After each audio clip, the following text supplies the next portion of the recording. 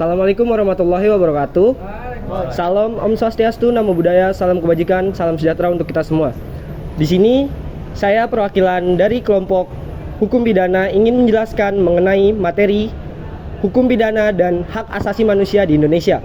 Sebelumnya, saya di sini akan menjelaskan apa sih yang akan kita bahas pada malam hari ini, dan lebih utama dari sebelum pembahasan adalah perkenalan terlebih dahulu.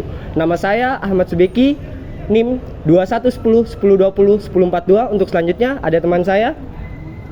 Nama saya Azmi Atari dengan NIM 241010201971. Nama saya Hari Nur Wibianto dengan NIM 241010202067. Nama saya Hari Marjuki dengan NIM 211010201999. Nama saya Niel Oscar Tomase, NIM 241010201162. Nama saya Muhammad Yasin dengan NIM 241010201840. Nama saya Michael Takotolelesi, NIM 241010201803. Untuk selanjutnya adalah pembuka mengenai hukum pidana dan hak asasi manusia. Hukum pidana adalah cabang hukum publik yang mengatur tentang larangan-larangan yang diancam dengan sanksi pidana bagi siapapun yang melanggarnya. Tujuan hukum pidana tidak hanya untuk menghukum pelaku kejahatan, tetapi juga menjaga ketertiban dan melindungi hak-hak individu. Sementara itu, hak asasi manusia atau HAM adalah hak dasar yang dimiliki setiap orang sejak lahir tanpa membedakan suku, agama, ras, jenis kelamin, dan status sosial. Instrumen hukum internasional dan nasional. Untuk selanjutnya di Indonesia, jaminan perlindungan hak asasi manusia diatur dalam Undang-Undang Dasar 1945 yang tertuat di pasal 28A sampai 28J, serta dijabarkan lebih lanjut dalam Undang-Undang Nomor 39 Tahun 1999 tentang hak asasi manusia. Untuk selanjutnya adalah penjelasan mengenai hubungan antara hukum pidana dan hak asasi manusia yang ada di Indonesia. Jadi untuk pembahasan yang pertama, hubungan antara hukum pidana dan HAM adalah hubungan yang saling mengisi. Di satu sisi, hubungan di hukum pidana bisa digunakan untuk melindungi HAM, misalnya dengan menghukum pelaku kejahatan HAM seperti penyiksaan, pembunuhan, atau kekerasan seksual. Namun di sisi lain, hukum pidana juga bisa menjadi alat pelanggaran HAM, terutama jika penerapan tidak adil.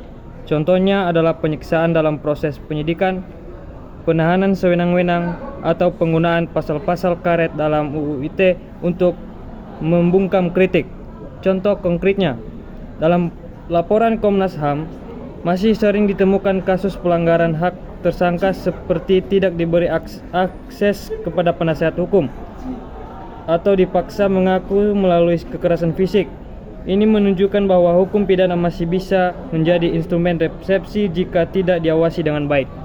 Jadi itu adalah pembahasan pertama mengenai hubungan antara hukum pidana dan hak asasi manusia, yang memang hukum pidana dengan hak asasi manusia di Indonesia adalah saling mengisi untuk menjadikan sebuah negara itu berposisi menjadi keadilan, kesejahteraan, dan kepentingan bersama. Untuk selanjutnya ada penjelasan mengenai langkah-langkah yang diambil dalam negara Indonesia untuk menjamin hak asasi manusia di proses hukum pidana. Pemerintah Indonesia sebenarnya telah mengambil sejumlah langkah penting dalam menjamin HAM dalam proses hukum pidana. Beberapa di antaranya adalah ratifikasi berbagai konvensi internasional seperti Konvensi Menentang Penyiksaan, Convention Against Torture, pembentukan Komnas HAM sebagai lembaga independen, adanya KUHP, Kitab Undang-Undang Hukum Acara Pidana yang menjamin hak-hak tersangka seperti praduga tak bersalah, hak didampingi pengacara, dan hak untuk tidak disiksa, dan penerbitan Undang-Undang Nomor 26 Tahun 2000 tentang pengadilan HAM untuk mengadili kejahatan berat seperti genosida dan kejahatan terhadap kemanusiaan. Meskipun demikian, penegakan hukum masih menghadapi banyak tantangan, termasuk minimnya pengetahuan aparat hukum tentang HAM, budaya impunitas, serta campur tangan kekuasaan dalam proses hukum. Jadi tadi adalah penjelasan mengenai langkah-langkah yang diambil untuk menegakkan HAM di Indonesia, yang memang pada dasarnya HAM sudah dijunjung tinggi, namun dalam penerapannya masih ada beberapa kendala. Untuk selanjutnya masuk ke dalam contoh kasus pelanggaran HAM berat yang menyisakan luka sejarah yang belum tuntas sampai saat ini.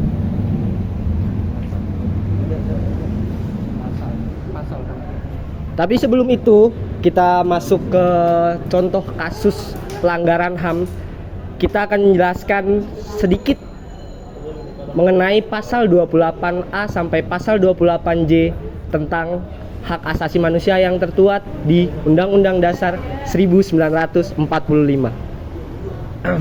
Oke, sebelum kita menjelaskan tentang pasal-pasal hak asasi manusia, di sini saya akan menjelaskan sedikit tentang hak asasi manusia. Jadi hak asasi manusia itu sudah diatur oleh Undang-Undang Negara Indonesia sejak awal kemerdekaan, yang tercantum pada pasal 28A sampai 28J. Oke, saya di sini akan membacakan tentang pasal 28A terlebih dahulu. Setiap orang berhak hidup serta berhak mempertahankan hidup dan kehidupannya. Pasal 28B, setiap orang berhak membentuk keluarga dan melanjutkan keturunan melalui perkawinan yang sah. Ayat 2, setiap anak berhak atas kelangsungan hidup, tumbuh dan berkembang serta berhak atas perlindungan dan kekerasan dan diskriminasi. Pasal 28C ayat 1, setiap orang berhak mengembangkan diri melalui pemenuhan kebutuhan dasarnya, berhak mendapatkan pendidikan dan memperoleh manfaat dari ilmu pengetahuan dan teknologi, seni dan budaya demi meningkatkan kualitas hidupnya dan demi kesejahteraan umat manusia. Ayat 2, setiap orang berhak untuk memajukan dirinya dalam memperjuangkan haknya secara kolektif untuk membangun masyarakat, bangsa dan negaranya. Pada pasal 28D ayat 1, setiap orang berhak atas pengakuan, jaminan perlindungan dan kepastian hukum yang adil serta perlakuan yang sama di hadapan hukum. Ayat 2, setiap orang berhak untuk bekerja serta mendapat imbalan dan perlakuan yang adil dan layak dalam hubungan kerja. Ayat 3, setiap warga negara berhak memperoleh kesempatan yang sama dalam pemerintahan. Ayat 4, setiap orang berhak atas status kewarganegaraan. Pada pasal 28E ayat 1, setiap orang bebas memeluk agama dan beribadah menurut agamanya, memilih pendidikan dan pengajaran, memilih pekerjaan, memilih kewarganegaraan, memilih tempat tinggal di wilayah negara dan meninggalkannya serta berhak kembali. Ayat 2, setiap orang berhak atas kebebasan meyakini kepercayaan masyarakat, pikiran dan sikap sesuai dengan hati nuraninya. Ayat 3, setiap orang berhak atas kebebasan berserikat, berkumpul dan mengeluarkan pendapat. Pasal 28F, setiap orang berhak untuk berkomunikasi dan memperoleh informasi untuk mengembangkan pribadi dan lingkungan sosialnya, serta berhak untuk mencari, memperoleh, memiliki, menyimpan, mengolah dan menyampaikan informasi dengan menggunakan segala jenis saluran yang tersedia. Untuk sisa pasalnya akan dilanjutkan oleh teman saya. Oke, silakan. Saya lanjutkan di pasal 28G ayat 1. Setiap orang berhak atas perlindungan dari diri pribadi, keluarga, kehormatan, martabat dan harta benda yang dibawa kekuasaannya, serta hak atas rasa aman dan perlindungan dan ancaman kelakuan untuk berbuat sesuatu yang merupakan hak asasi. Ayat 2. Setiap orang berhak untuk bebas dari penyiksaan atau perlakuan yang merendahkan derajat martabat manusia dan berhak memperoleh suara politik dari negara lain. Pasal 28H ayat 1. Setiap orang berhak hidup sejahtera lahir dan batin, bertempat tinggal dan mendapatkan lingkungan hidup yang baik, sehat, serta berhak memperoleh pelayanan kesehatan. Ayat 2. Setiap orang berhak mendapatkan kemudahan dan perlakuan khusus untuk memperoleh kesempatan dan manfaat yang sama guna mencapai persamaan dan keadilan. Ayat 3. Setiap orang berhak atas jaminan sosial yang memungkinkan pengembangan dirinya secara utuh sebagai manusia yang bermanfaat. Ayat 4. Setiap orang berhak mempunyai hak milik pribadi dan hak milik tersebut tidak boleh diambil alih secara sewenang-wenang oleh siapapun. Pasal 28I ayat 1. Hak untuk hidup, hak untuk tidak disiksa, dan hak kemerdekaan pikiran dan hati nurani, hak beragama, hak untuk tidak diperbudak, hak untuk diakui sebagai pribadi di hadapan hukum, dan hak untuk tidak dituntut atas dasar hukum yang berlaku surut adalah hak asasi manusia yang tidak dapat dikurangi dalam keadaan apapun. Ayat 2. Setiap orang berhak bebas dari perlakuan yang bersifat diskriminatif atas dasar apapun, dan bentuk mendapatkan perlindungan terhadap perlakuan yang bersifat diskriminatif. Ayat 3. Identitas budaya dan hak masyarakat tradisional dihormati selaras dengan perkembangan zaman dan peradaban. Ayat 4. Perlindungan, pemajuan, penegakan, dan pemenuhan hak asasi manusia adalah tanggung jawab negara, terutama pemerintah. Ayat 5. Untuk menegakkan dan melindungi hak asasi manusia sesuai dengan prinsip negara hukum yang demokratis, maka pelaksanaan hak asasi manusia dijamin, diatur, dan dituangkan dalam peraturan perundang-undangan. Pasal 28J dalam ayat 1. Setiap orang wajib menghormati hak asasi manusia lain dalam tertib kehidupan bermasyarakat, berbangsa, dan bernegara. Pasal 28J ayat 2. Dalam menjalankan hak dan kebebasan, setiap orang wajib tunduk kepada pembatasan yang ditetapkan dengan undang-undang yang dimaksud semata-mata untuk menjamin pengakuan serta penghormatan atas hak dan kebebasan orang lain untuk memenuhi tuntutan yang adil sesuai dengan pertimbangan moral, nilai-nilai agama, keamanan, dan ketertiban umum dalam suatu masyarakat demokratis. Mungkin pasal ini sudah saya jelaskan semuanya. Kita lanjutkan di ketiga. Untuk selanjutnya yang memang adalah inti pembahasan, di Indonesia pelanggaran HAM memang sangat banyak, apalagi pelanggaran HAM berat. Dan pembahasan ini mungkin bisa langsung dijelaskan oleh teman saya. Sejumlah kasus penyelenggaraan HAM berat masih menyisakan luka sejarah yang belum tuntas. Misalnya, tragedi 1965 yang menyebabkan ratusan ribu korban tanpa proses hukum yang jelas. Tragedi Semanggi 1 dan 2, di mana mahasiswa tewas saat aksi protes.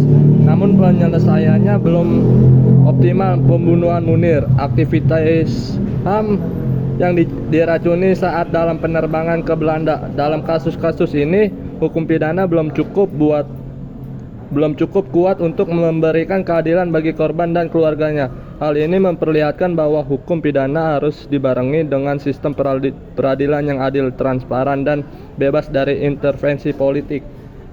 Jadi berikut adalah kasus-kasus pelanggaran HAM berat yang memang ada di Indonesia, dan sampai saat ini kasus terakhir yang dibicarakan tadi, yang dibahas tadi, kasus Munir, sampai saat ini pembunuhnya masih menjadi tanda tanya. Untuk selanjutnya mengenai pembahasan terakhir pada diskusi ataupun penjabaran materi, bisa langsung dijelaskan?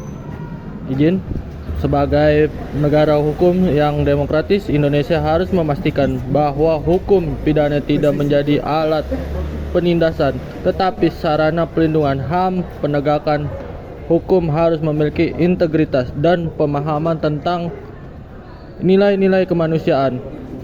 Masyarakat juga harus diberi ruang untuk mengawasi proses hukum secara aktif. Harapan kita bersama adalah adanya penegakan hukum yang berkeadilan, menghormati hak asasi manusia, serta mampu menjawab tantangan zaman. Karena keadilan bukan hanya soal penghukuman pelaku, tetapi juga memulihkan martabat korban. Jadi berikut penjabaran mengenai hukum pidana dan hak asasi manusia di Indonesia. Mungkin hanya sedikit yang bisa kami jabarkan mengenai materi tersebut. Untuk selanjutnya adalah beberapa closing statement dari teman-teman yang memang membahas materi pada malam hari ini tentang hukum pidana dan hak asasi manusia. Mungkin dari teman saya bisa dibacakan closing statementnya untuk materi pada penjabaran di video kali ini. Jadi hukum pidana tidak boleh menjadi alat penindasan, tetapi harus menjadi penjaga keadilan dan pelindung hak asasi manusia bagi semua warga negara. Untuk selanjutnya closing statement dari teman kita mungkin bisa dijabarkan. Saya teruskan, penegakan hukum yang adil adalah fondasi utama dalam mewujudkan negara hukum yang demokratis dan beradab.